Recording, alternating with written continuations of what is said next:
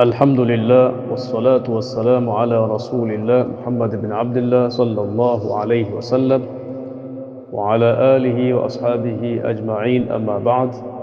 نعم، بتوفيق الله سبحانه وتعالى tunaendelea na mtoa wetu wa kitabu chetu cha hadith Umdatul Ahkam, na leo tupo hadithi ya 13 kwa mujibu wa kitabu chetu. Anasema tunzi an Amri ibn Yahya المازني عن أبيه قال: amepokelewa kutoka Amri ibn Yahya al-Mazini an abihi, naye Amri amepokea kutoka kwa baba yake.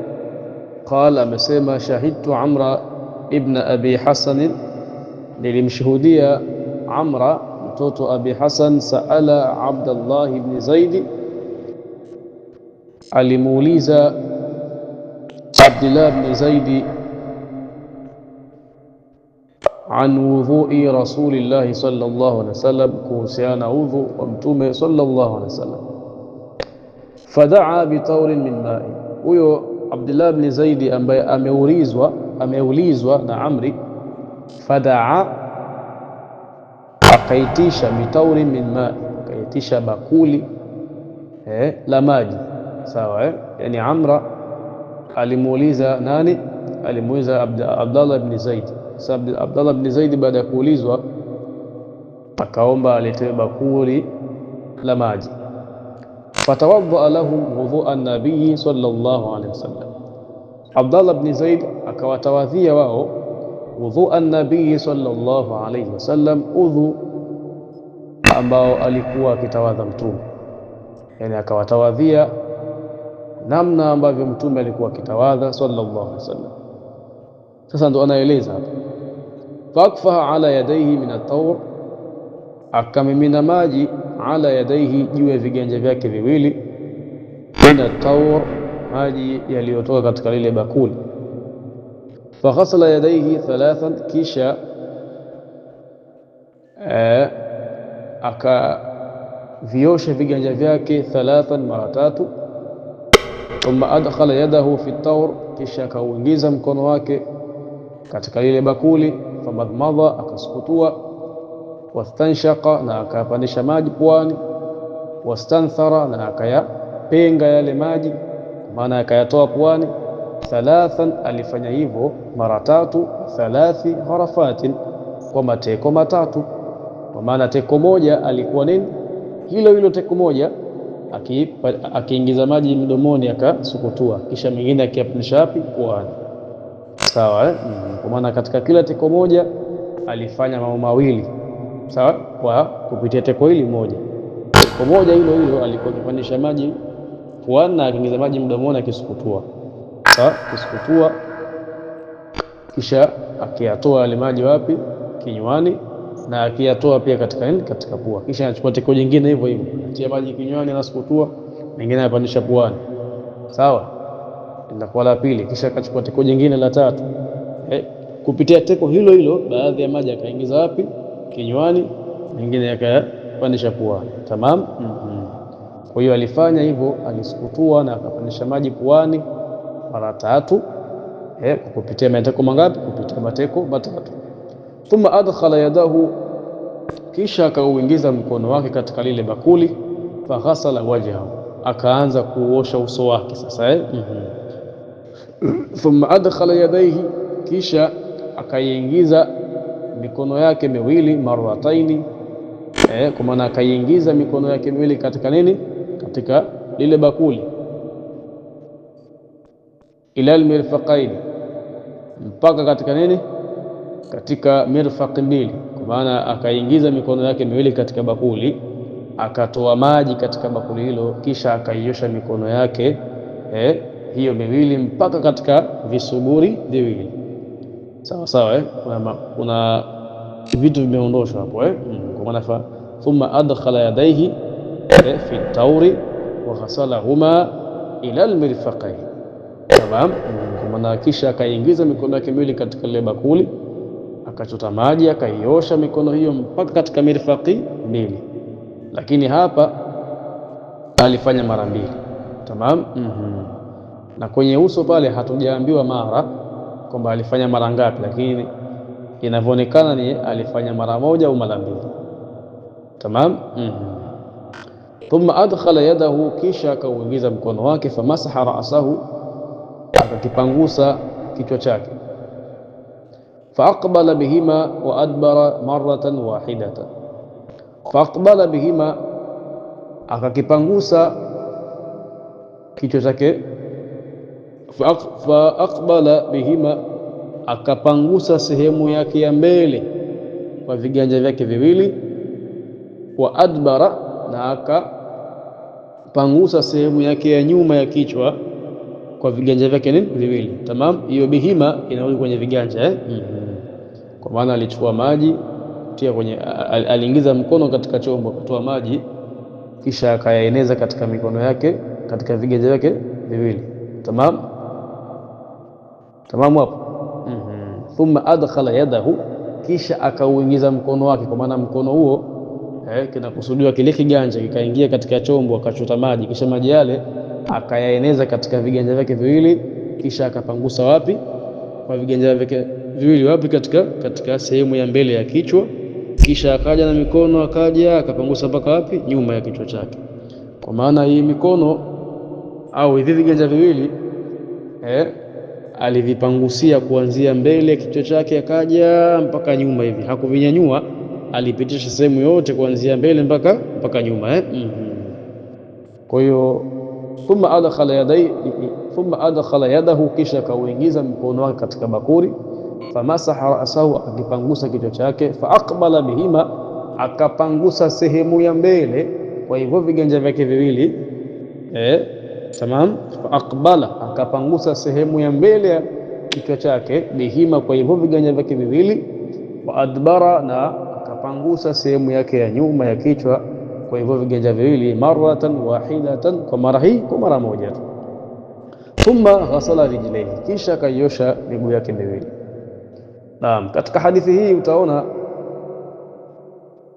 Abdullah bin Zaid ametutawadhia udhu wa Mtume sallallahu alaihi wasallam, lakini zile mara za kurejea kuosha kiungo ni tofauti na zile za hadithi ya nani? Ya Uthman bin Affan. Kule Uthman bin Affan aliosha uso mara 3. Sehemu ya kwanza ya udhu, tunaanzia katika sehemu ya udhu kwanza. Aliosha nini? Aliosha uso mara 3, akaosha mikono miwili mpaka katika visuguri viwili mara 3, akapangusa kichwa mara 1, sawa, kisha akaosha miguu mara ngapi? Mara 3. Lakini katika hadithi hii hatukuoneshwa takrar, hatukuoneshwa kule kurejea kuosha, isipokuwa katika sehemu ya mikono tu utaona thumma adkhala yadahu faghasala wajhahu, akaosha uso wake, kwa maana aliosha mara 1. Kwa dalili ya haraka na dalili ya karibu ni kwamba nini? Aliosha mara 1. Lakini thumma adkhala yadayhi marratayn ila almirfaqayn, kwa maana thumma adkhala yadayhi fi at-tawr wa ghasala huma marratayn ila almirfaqayn. Sasa kwa maana kule kujirejea udhu kumetamkwa au kumeoneshwa katika sehemu moja tu ya kuosha mikono, sawa. Na pengine pia hapa Abdullah bin Zaidi aliosha kila mkono mara 1. Kwa sababu gani? Kasemaje? Thumma adkhala yadayhi, kisha akaiingiza mikono yake miwili marrataini, mara 2, ila almirfaqaini, mpaka katika mirfaqi 2. Kwa maana pengine vipi? Thumma adkhala yadayhi, kisha akaiingiza mikono yake miwili, faghasalahuma marrataini ila almirfaqain, akaiosha mikono yake miwili hiyo mpaka katika mirfaqi 2. Kwa maana vipi? Aliingiza mkono wa kulia kwa maji yale yaliyopo katika mkono ule wa kulia, akaoshea mkono gani? Wa kulia, si ndio? Kisha akaingiza mkono wa kushoto kwa maji yale yaliyokuwa katika nini? Mkono wa kushoto, akaoshea mkono gani? Wa kushoto. Kwa utaona hapa pia tunapata maana kwamba pengine pia kila mkono mmoja aliosha mara 1 tu. Lakini thumma adkhala yadahu famasa rasahu, pia ni mara 1. Faqbala bihima wa adbara marratan wahidatan, unaona ni mara 1, unaona. Faqbala bihima wa adbara maratan wahida, akaosha sehemu ya mbele ya kichwa chake kwa hivyo viganja vyake viwili, wa adbara, na sehemu ya nyuma ya kichwa chake kwa hivyo viganja viwili, maratan wahida, mara moja. Thumma ghasala rijlaihi, kisha akaiosha miguu yake miwili. Pia ni ishara kwamba nini, aliosha kila mguu mara moja moja. Tamam. Kwa hiyo tunapata kwamba Mtume sallallahu alaihi wasallam alishawahi kuosha viungo vyake mara moja moja vile vyote viudhu, na ile mara moja ndiyo faradhi, mara ya pili ni sunna, na mara ya tatu pia ni sunna. Lakini kama tulivyosema kule nyuma, ili hiyo mara moja iwe ndiyo faradhi na ndiyo itosheleze kuwa ni faradhi, sharti kwamba hiyo mara moja ya kuosha hiyo uoshe kiungo chote kienee maji kwa hiyo mara moja, hapo itakuwa ni faradhi. Kama utatawadha kwa mara ya pili, hiyo mara ya pili itakuwa ni sunna, na kama utatawadha kwa mara ya tatu pia itakuwa ni sunna. Tamam. Lakini umetawadha kwa mara ya kwanza au mara moja tu, lakini uko kutawadha kwako kwa hiyo mara moja kiungo hakijaenea chote maji, bado faradhi haijapatikana hapa. Sawa, itakulazimu uoshe tena mara ya pili. Sawa, pengine ukiosha mara ya pili ndiyo maji yataenea kiungo chote. Sasa hiyo mara ya pili ndio tunahesabia kwamba ndiyo faradhi, hata kama umeosha mara mbili, lakini tunahesabia nini kuwa ni faradhi. Kwa sababu gani? Umeosha mara ya kwanza lakini kiungo hakikuenea maji chote, kwa hiyo mara ya pili hatuwezi kuizingatia kuwa ni sunna, tutaizingatia kwa nini? Ndio faradhi. Sawa. Kisha hiyo mara ya pili kama kiungo kimeenea maji chote, hiyo mara ukatawadha mara ya tatu ndio itakuwa ni sunna. Tamam. Aya, wa fi riwayat, na katika mapokezi mengine imekuja yasema kwamba bada shikana hizi, bada bi muqaddami ra'si, anatuelezea kupitia mapokezi mengine kwamba katika kuosha kichwa chake, bada bi muqaddami ra'si, alianza kupangusa sehemu ya mbele ya kichwa chake, hata mpaka dhahaba bihima, akaenda na hivyo viganja vyake viwili, ila qafahu, katika nini, kisogo chake au kichogo chake. Kuna wengine wanaita kisogo, wengine kichogo, lakini hii sehemu ya nyuma ya nini, ya kichwa. Kwa hiyo hata mpaka dhahaba bihima, akaenda na hivyo viganja vyake viwili, ila qafahu, katika nini, katika kisogo chake au kichogo chake. Thumma, kisha raddahuma, akavirejesha hivyo viganja vyake viwili, hata mpaka rajaa ila almakani, akarudi katika ile sehemu alladhi, ambayo badaa minhu, alianza hapo kuosha kichwa chake. Na sehemu gani? Sehemu ya mbele. Kwa maana baada ya kutia maji katika lile bakuli, alianzia mbele kuosha kichwa chake, akaja na mikono yake mpaka nyuma ya kisogo au kichogo, kisha akatoka nyuma akaja mpaka wapi? Mpaka mbele. Sawa sawa, na mbele kwenyewe alifika mpaka pale alipoanzia mwanzo. Wa fi riwayat, na katika mapokezi mengine anasema, atana Rasulullah sallallahu alayhi wasallam, alisujia Mtume, fa akhrajna lahu ma'an fi tawrin min sufrin, tukamtolea yeye Mtume ma'an, maji, fa akhrajna lahu ma'an, tukamtolea Mtume maji, fi tawrin, yaliyokuwa katika bakuli, min sufrin, bakuli lililotengenezwa kwa madini ya shaba. Fi tawrin min sufrin, tukamtolea yeye maji yaliyokuwa katika bakuli lililotengenezwa kwa madini ya shaba. Sawa sawa.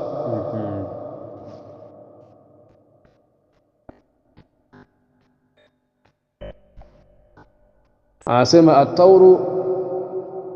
at-tawru shibhu at-tasti. Sawa, at-tawru shibhu at-tasti. At-tawru ni chombo ambacho shibhu at-tasti, kinafanana na bakuli. Sawa sawa.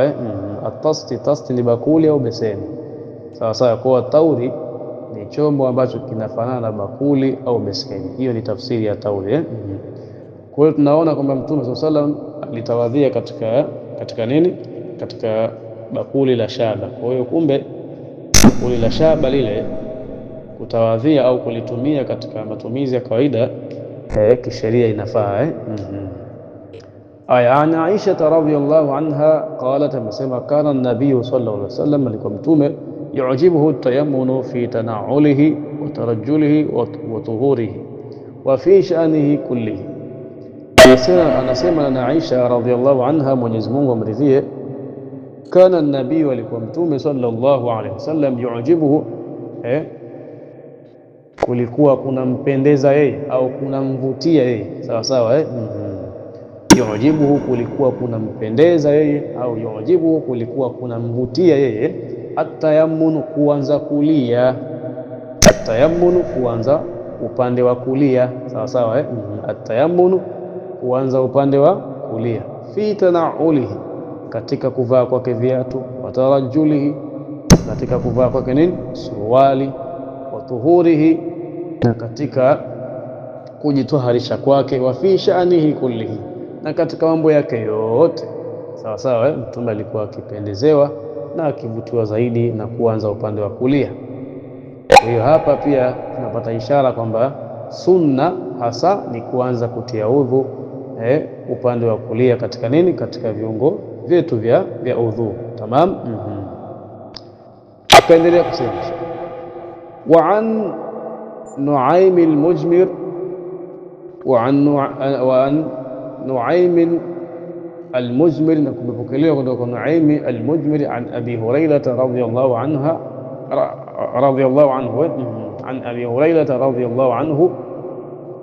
Nuaym naye akimpokea Abi Hurairah, Mwenyezi Mungu amridhia, an nabii, Abi Hurairah naye akimpokea Mtume sallallahu alaihi wasallam, annahu qala, kwamba Mtume amesema, inna ummati yud'auna yawm al-qiyama, hakika umma wangu utaitwa siku ya Kiyama, ghurran muhajjalina min athari alwudhu'i, ghurran, hali ya kuwa mapaji yao ya uso yaking'aa nuru, muhajjalina, na hali ya kuwa mikono yao na miguu yao iking'aa nuru, min athari alwudhu'i, kutokamana na athari za kutia udhu.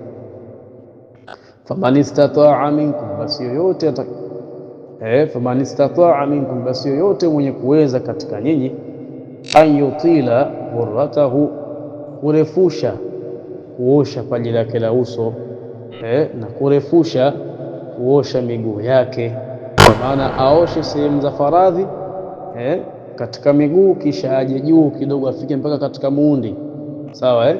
Na aoshe sehemu ya faradhi katika mkono, kisha aje juu aje mpaka katika nini, katika ghadhudi, kifupa panya, sawa sawa.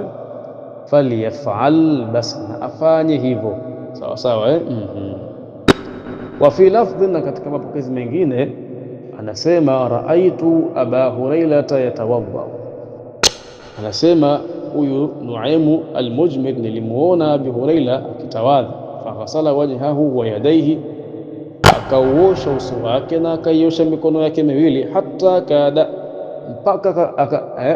kada yablughu al-mankibain, mpaka akakaribia kufika al-mankibaini, katika mabega yake mawili. Yani katika kuosha ile mikono yake Abi Hurairah aliosha kiasi akakaribia kufika katika nini, kwenye kule kuosha kwake kule, kwenye kule kuosha kwake akakaribia kufika katika nini, katika mabega yake mawili. Thumma ghasala rijlaihi, kisha akaiosha miguu yake miwili, hatta rafa'a ila saqaini, mpaka akanyanyua nguo yake kufika katika miundi miwili. Thumma qala, kisha akasema Abi Hurairah, sami'tu Rasulallahi sallallahu alayhi wasallam yaqul, nilimsikia Mtume akisema, inna ummati yawm alqiyama, kwa umma wangu siku ya Kiyama, yud'auna ghurran muhajjalina, kwa umma wangu siku ya Kiyama wataitwa ghurran, hali ya kuwa mapaji yao ya uso yaking'ara nuru, muhajjalina, na hali ya kuwa mikono yao na miguu yao iking'ara nuru, min athari alwudhu, kutokana na athari ya kutia udhu. Faman istata'a minkum an yutila ghurratahu falyaf'al, basi yoyote atakayeweza katika nyinyi kurefusha ghurratahu, kuosha paji lake la uso na kuosha mikono yake miwili na kuosha miguu yake miwili, faliyafal, basi na afanye. Tamam. Kwa maana katika hadithi hizi Mtume sallallahu alaihi wasallam anatufahamisha sawa sawa, anatufahamisha kwamba siku ya Kiyama umma wake utaitwa na utafahamika kama anavyofahamika watu waovu, basi umma wake pia utafahamika. Kwa nini?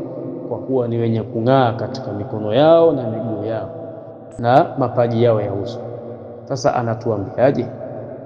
Mwenye kuweza kurefusha kuosha sehemu za faradhi kisha akaosha sehemu iliyobakia baada ile sehemu ya faradhi, si ndio? Basi nini? Basi na afanye. Sasa wanawazuoni katika hadithi hiyo wakatofautiana katika, yani wakababaika katika kufasiri hasa sehemu ile ya paji la uso. Sababu paji la uso sehemu ya zote ni za faradhi. Ukiangalia paji la uso hili sehemu zote ni faradhi, si ndio? Kuja huku juu kichwa pia sehemu ya faradhi, sawa. Akasema al-maqsud, kilichokusudiwa hapa ni katika nini? Mikono na miguu. Sababu gani? Katika mikono na miguu ndio kuna sehemu ya kuweza kurefusha kutia udhu. Katika mkono unaishia katika kisuburi hapa katika mirfaq, si ndio? Unaweza ukaunganisha kutoka kwenye mirfaq mpaka kufikia karibu na mabega mawili kama tulivyoelezwa katika hadithi, sawa sawa. Lakini pia katika upande wa miguu si unaishia katika hizi kongo mbili. Sasa unaweza ukarefusha kutoka kwenye kongo mbili, yani ukaongeza, manake ukaongeza kuosha mguu, sawa, kutoka kwenye kongo mbili ukaja mpaka kwenye muundi kiasi ukafikia au ukaribia kufika katika magoti, sawa. Ingawaje katika tamshi ayutila ghurratahu limeletwa kwamba paji la uso, si ndio? Lakini kama tulivyofasiri kwamba nini kilichokusudiwa hapo ni sehemu za kwenye mikono ambazo kuna uwezekano wa kuendelea kuosha sehemu ya juu na sehemu za miguu ambazo kuna uwezekano wa kuosha sehemu za juu. Tamam. Ila katika uso ni pale pale tu mtu aoshe tu paji lake la uso lile vizuri, udhu uenee, basi natosha, hakuna cha kurefusha pale. Lakini wakasema wengine kwamba baadhi ya salaf walikuwa wakiosha mpaka shingo zao, lakini hiyo katika upande wa Shafiia haina shida yoyote. Kikubwa ni kwamba ghurra imetajwa katika kurefusha, lakini kilichokusudiwa ni sehemu za mikono na miguu kama tulivyofasiri, faman istata'a minkum, basi yote mwenye kuweza katika nyinyi, ayutila ghurratahu, kurefusha kuosha paji lake la uso, na kurefusha kuosha mikono yake miwili, na kurefusha kuosha miguu yake miwili, faliyafal, basi na afanye. Tamam. Kwa hiyo tukifasiri kwa hivyo inakuwa tunavyokusudia vyote, ingawaje vilivyokusudiwa hasa ni vitu viwili, mikono na miguu. Tamam. Wa fi lafdhin li Muslim, na katika tamshi nyingine la Muslim asema sami'tu khalili sallallahu alaihi wasallam yaqul, ilimsikia kipenzi changu mwandani wangu akisema, tablughu alhilyatu min almu'min haythu yablughu alwudhu. Sawa sawa. Tablughu alhilya ni ile nuru. Alhilya ni nuru ambayo imetajwa kule nyuma, hurran muhajjalin, sawa. Yaqul, akisema, tablughu alhilyatu, nuru katika viungo vya umma wangu, min almu'minina, katika wale ambao waamini. Tablughu alhilyatu, itafika nuru katika viungo vya watu wa umma wangu, min almu'minina, min almu'minin imekuja kwa mufrad. Tablughu alhilyatu, itafika nuru katika viungo, min almu'min, vya muumini. Tablughu alhilyatu, itafika nuru katika viungo vya udhu, min almu'min, vya muumini. Sawa sawa. Tablughu alhilyatu, itafika nuru katika viungo vya udhu, min almu'min, vya muumini. Haithu, pale ambapo, yablughu alwudhu, unafika nini? Udhu wake. Yablughu alwudhu, unafika udhu wake. Kwa maana wewe unapotia udhu, kama unaishia kwenye kongo mbili, basi nuru yako itaishia hapo hapo. Kama unaongeza mpaka nafika kwenye muundi huku juu, basi nuru pia itakuja mpaka juu ya miundi yako. Sawa? Na kwenye mikono vile vile, kama unaishia kwenye kisuguri, kwenye mirfaq, basi nuru itaishia hapo hapo kwenye mirfaq. Lakini kama unaleta mpaka karibia na begani huku unaosha pia, basi utambue kwamba nuru pia itafika mpaka huko. Wa ila huna intahi. Alkamalu lillah wal ismatu lil anbiya wan naqsu lana wa hadha. Assalamu alaykum wa rahmatullahi wa barakatuh wal afwa minkum.